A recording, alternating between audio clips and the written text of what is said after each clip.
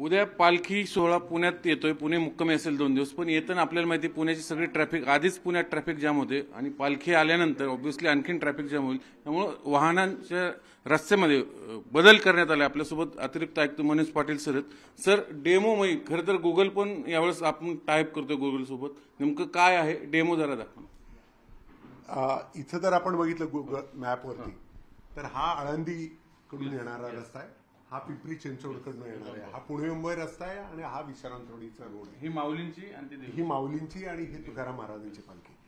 ही पालखी सर्वसाधारणपणे तुकाराम महाराजांची पालखी ही पुणे शहरामध्ये पहिल्यांदा आगमन होतं त्याचं. हे आगमन होऊन खडकीच्या आसपास तिथे पोल्ट्री चौकाच्या आसपास तिथे एक मुक्काम असतो आणि तिथून पुढे पाटील इस्टेटला ही पालखी येते.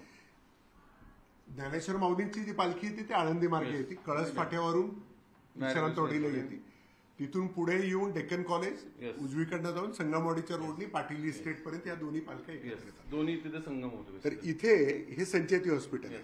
संचेती हॉस्पिटलच्या आधीचे रस्ते सकाळी 12 वाजेपर्यंत बंद असतील. इथे सकाळी 6 वाजताच बंद होतील आणि साधारण 12 वाजेपर्यंत किंवा त्याच्या पुढे जो पण पालख्या पुढे जात नाही तो पण हे सुरू राहणार नाही.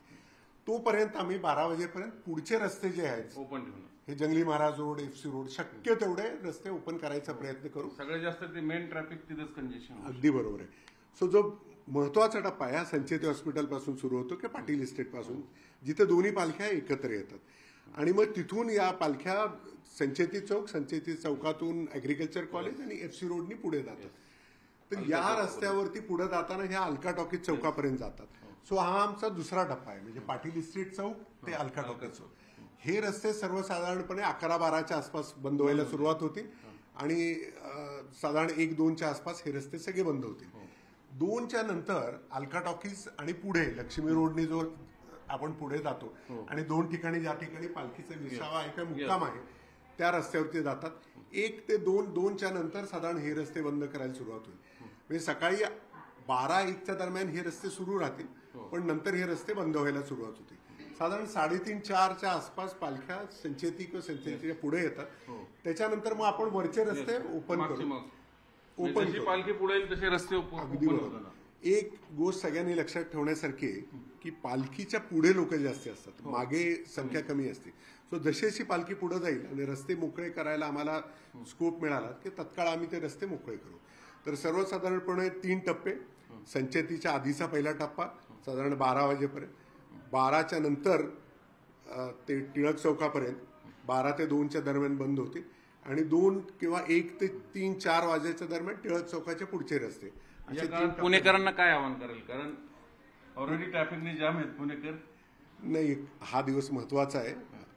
लाखोनं वारकरी पुणे शहरामध्ये येतात त्यांच्या सेफ्टीसाठी आणि त्याचबरोबर इतक्या मोठ्या प्रमाणात ते वारकरी येत असल्यावर रस्ते बंद करणं आवश्यक आहे. आणि याला जर पुणेकरांनी सहकार्य केलं, दरवर्षी करतात ते आम्हाला, वाहन नाही वापरलं, या रस्त्यांचा वापर अगदीच जायचा असेल तर पर्यायी रस्त्याचा वापर केला तर निश्चितच आमच्यावरती येणारा लोड कमी येईल. दुसरं असं, यंदा आपण गुगल सोबत टाईप केले, गुगलवरती आपल्याला पालखी लोकेशन ट्रेस करता येणार, तो काय कसं आहे, गुगल हा पब्लिककडनं जो फीडबॅक मिळतो त्याच्यावरती गुगलचे रस्ते जॅम किंवा हे दिसायला लागतं. परंतु वाहतूक पोलिसांना त्याच्या आधी अर्धा तासा आधी कल्पना होती की आपण पुढचा रस्ता बंद करणार आहे. तर या माहिती आम्ही गुगल सोबत शेअर करणार आहे आणि गुगल थोडा ऍडव्हान्स आपल्याला रोड क्लोजर देईल. सर, गुगल मॅपचा वापर केला तर निश्चित आपल्याला फायदा होईल असं मला वाटतं. म्हणजे खरं तर 2 दिवस पालखी आता पुण्यात येते, तर तुम्ही पुण्यात येताना गुगल मॅपचा वापर करा आणि सर एक लिंक देतील, आम्ही तुम्हाला ती शेअर करू. त्या लिंकवर तुम्ही पाहू शकता पालखी नेमकी कुठं आहे, त्याचं लोकेशन तुम्ही ट्रेस करू शकता. आणि हे जो मॅप सरांनी आपल्याला डेमो दाखवलेला आहे, या मॅपप्रमाणे तुम्ही जर उद्या आणि परवा जर पुण्यात त्याप्रमाणे वाहन बाहेर काढणं टाळलं तर निश्चितच तुम्हाला मनस्ताप होणार नाही आणि देवाचंही दर्शन घेता येईल. व्हिडिओ जर्नलिस्ट गणेश कदमसह चंद्रकांत पुंदे, न्यूज 18 लोकमत, पुणे.